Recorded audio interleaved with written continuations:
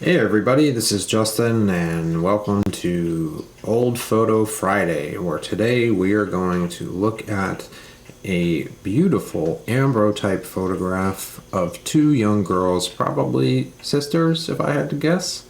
But let's take a dive in. So before we go into the video itself, I'm going to just break down a couple of terms that you might hear me use a bunch in the video, and just to give you some background for people who are new to photography, antique photography, into ambrotypes. Just so when you watch the video, you're just not scratching your head like, what is he saying? So anyway, let's take a look at that real fast. So ambrotypes were the second major form of photography that came out following in the footsteps of daguerreotypes. Daguerreotypes were expensive to make, and they were very reflective and looked like a mirror. And it's, if you have one now or if you've seen one now, they're super cool, and the really well done ones are just unparalleled in quality. However, they weren't just everybody's cup of tea. But luckily, in the um, 1850s, photography was just booming. Everybody was super interested in it and experimenting with it. And kind of around the mid 1850s, like around 1854, the ambrotype, which was based off of the wet collodion process, started becoming commercial and was spreading throughout photography studios in the country. And it became really popular because it was a lot cheaper, and you didn't have that mirror issue, and viewing it as a positive was a lot easier. But the interesting thing about ambrotypes is that they are actually a negative image directly on a piece of glass. So as you can see there in the image, without a backing behind it, irregular ambrotype, you'll be able to identify like this. If you hold it up to a light, or if you hold a light behind it, you will see the negative image. It's just one key characteristic of ambrotypes that makes it the easiest way to identify them if it's open or you can pull it out of the case. But to create the image as a positive, they would just put a dark element behind the image, and there's various ways that people did this. Some of the most common would be that they would coat the back of the glass with lacquer, like a thick layer of lacquer, and that would prevent the light going through and create a positive image as you looked at it. Nowadays, if you see that, a lot of the time you'll see that the lacquer has aged poorly and it's become very dry and it has cracked and becomes very flaky. So it's not uncommon to see a daguerreotype, like if you have an ambrotype, when you hold it up to the light, you'll see light coming through it, but through like all of these cracks and like spider cracks, and it may look like you're like, you may be like, oh man, the glass is like all broken, but it could just be that the lacquer has just cracked and dried. And I see it all the time.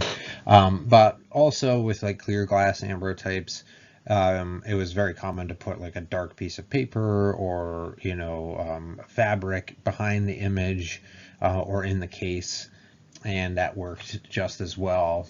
And then later in the life cycle of ambrotypes, I guess you could say, photographers started getting clever, and they would start using dark colored glass itself as the base, which removed the need of having to put like lacquer or anything behind the image to make it a positive, because the glass was by the dark color was opaque enough where light wouldn't come through unless you really like stick it to a light behind it. And you'll see the most common that I've seen anyway are red glass, which are called ruby glass ambrotypes, or ruby ambrotypes. But there's also green and blue and purple. Those aren't as common, but you can find them. Green is pretty uncommon from my perspective. I've seen a few blues and some purples, lots of red. So red and clear are your most common. But then going on to the other terminology you might hear me saying in the video is the size reference, which is this particular image is what they call a quarter plate. Now, when I say the word plate, it's referring to the size of the piece of glass itself, but with other images, the plate is a standardized kind of terminology for photography in that era, because it was based off of when photographers would order their supplies for their cameras, which used plates. And it started with a whole plate, and then there was various smaller variations off of that whole plate, which you may have heard or see, which is so there's whole, half, quarter, sixth, and ninth, which are the most common you see. Now, six plates are probably the most common, like, of all of them that you'll see out there in the wild or on eBay or anything like that. Six plates were just the sweet spot for most people. Ninth plates were also very common. But then you start, quarters are not super uncommon, but they are less. Halves are not very common, but they are super cool. And then wholes are like super cool, not very common, but again, they exist. And then there's even what they call like mammoth whole plates, which were like bigger than whole plates, but again, it just gets crazy the more you get into it. But anyway, so this one is a quarter plate, and the quarter plate itself, on average, quarter plates will be 3¼ by 4½ inches. And I say on average because there isn't an exact like standard.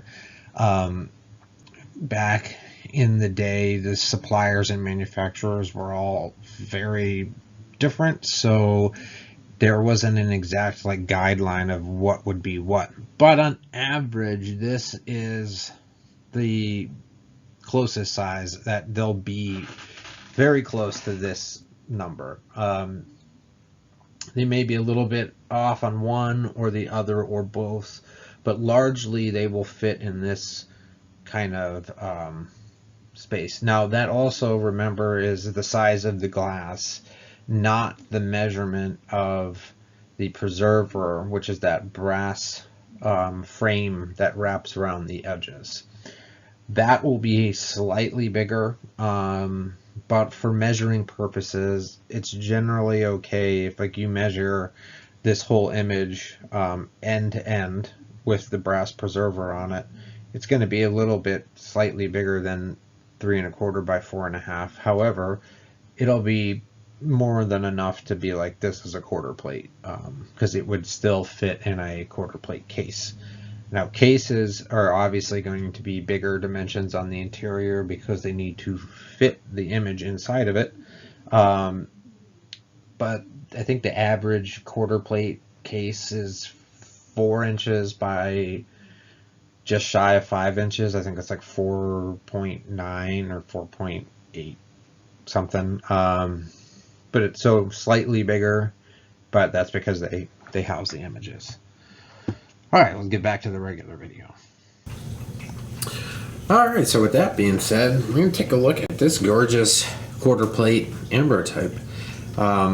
This is a clear glass Ambrotype, and based on their outfits and their hairstyles, I'd probably say somewhere in the mid 1850s. Kind of imprecise without any exact knowledge. There was no names or information on the cases with this one or on the back.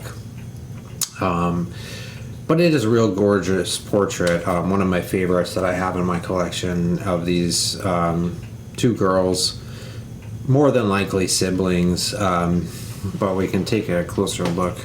What I do like about this particular one is the silvering halo, the haloing that you have around this edge, which is very uniform. I love the added effect it gives to the image itself. And then we can take a closer look at these girls here. So I do a quick zoom, and you can see that they're wearing matching polka dot dresses. They both don't look very excited about the portrait. Not saying that because they're not smiling. That is a common misconception about old photography.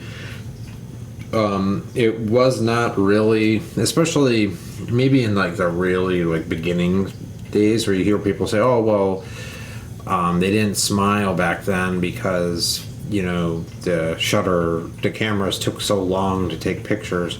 And while yes, that is somewhat based in truth,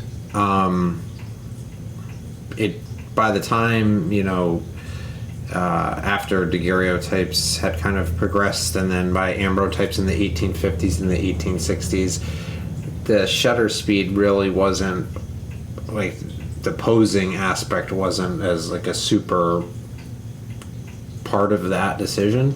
It was more that people, you have to remember, before photography, the only way to get your picture taken was to have a painter paint a portrait of you, and that required sitting for long periods of time without changing facial expressions and all that stuff. So the history of it does derive with that, but it was just more of a serious thing to people back then. Like, getting your picture taken was serious. It wasn't like a joke. So you wouldn't like be smiling and looking goofy. You would be taking a serious portrait, because that's how they felt about it. Not saying people didn't smile back then in pictures. Every now and then you'll find pictures where it's kind of intentionally for comic effect. So you'll see it there, but these two girls, not saying that they look particularly like tired of whatever is going on here, which is kind of funny. And then we'll just bring her closer, and then bring the case with her so you can see. They have really pretty curls. Well, the girl on your right, looking at the video, has curls, and then you can see the dresses a little bit more, which is really cool. Victorian fashion. And then you can also see, which is common in older photography, is if you can kind of see it on the girl on the left here. There's a slight rosy tint on her cheeks, and it's also on the other girl too. It's just harder to see at her angle, but that was real common. What they would do, what they called tinting, and to give the picture some lifelike color, they would tint cheeks or potentially clothes, and it just added a little bit of lifelike realism to the black and white tones of the day. But this one, really nice example. It has a pretty standard brass mat, which does have a dot pattern around, a single line dot pattern around the edge. So it's not very fancy. Later in the life cycle of ambrotypes, you start seeing much fancier designs on the mats. Very intricate patterns, or even motifs, particularly like patriotic motifs and other things, start coming later in the life cycle. But early on in the history, they were pretty simple and plain, and then pretty regular preserver here around the edge, standard pattern. And then there's the reverse side, which you can see.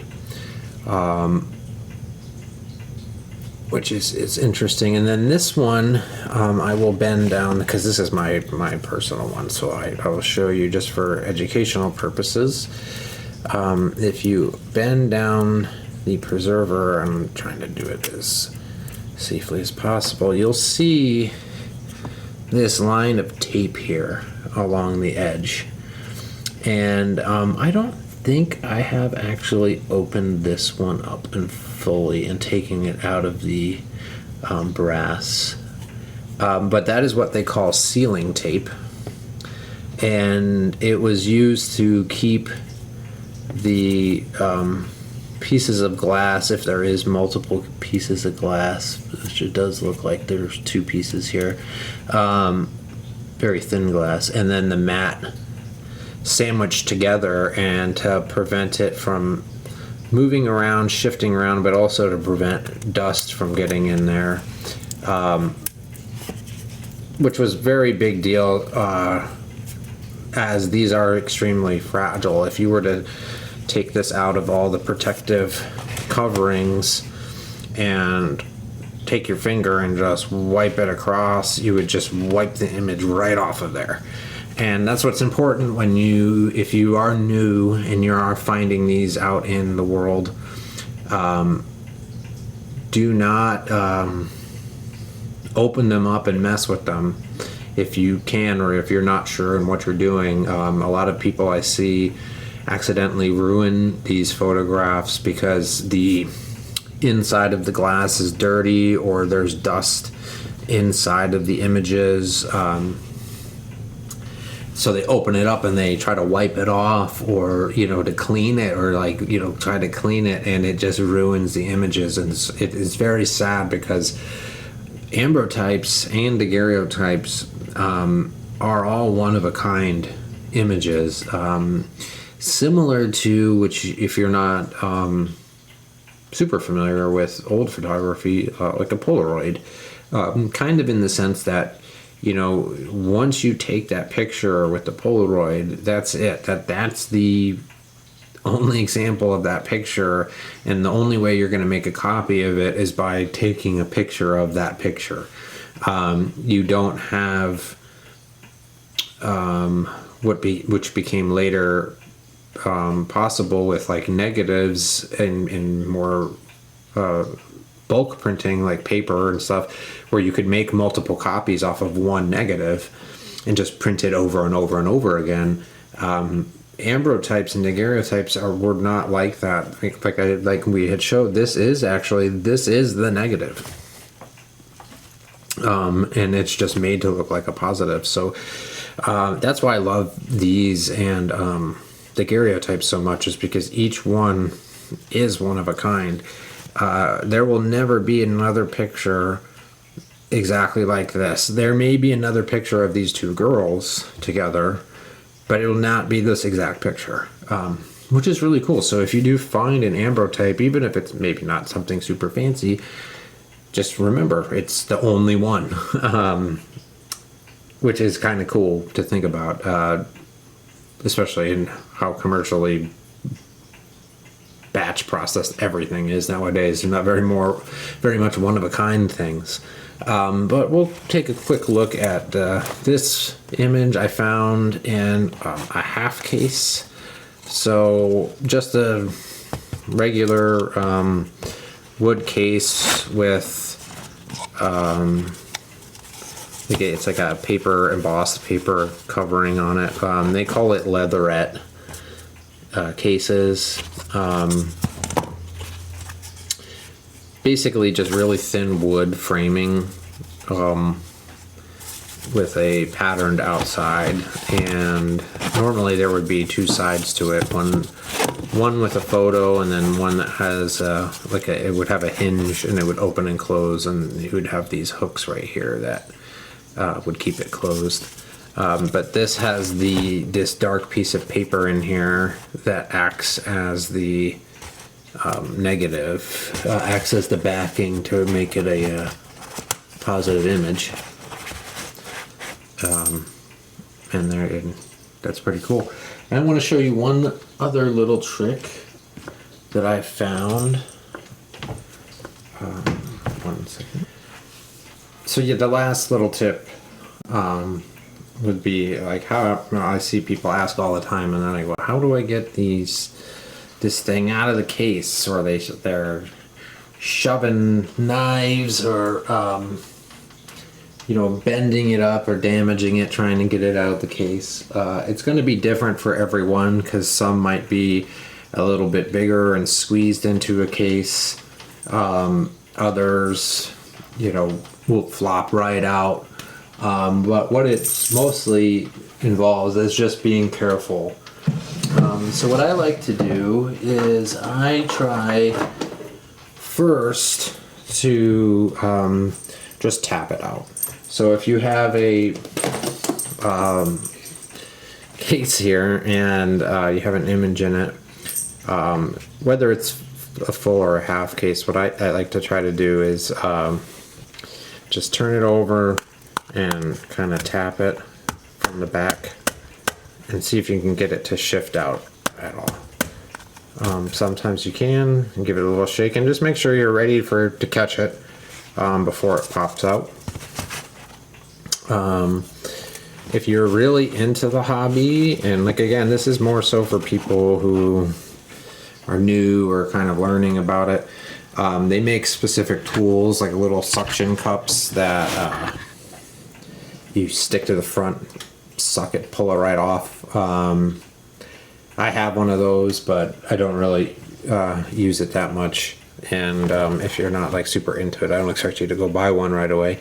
Another way to do it is if you have a very thin tool or knife blade or just something very, very thin that's not gonna, because one of the things you have to be concerned about, like let alone the photograph, but is also the case itself, because if you're jamming something in there and then like pushing against the case, it's gonna cause, like, you can break the wall of the case or you can put damage onto that. So if you do take something very thin to try to get in there, try to find a spot where you see that there already is a little bit of room or existing room, and then brace the side that you're going to be jamming something in there, and just very gently try to pop it out.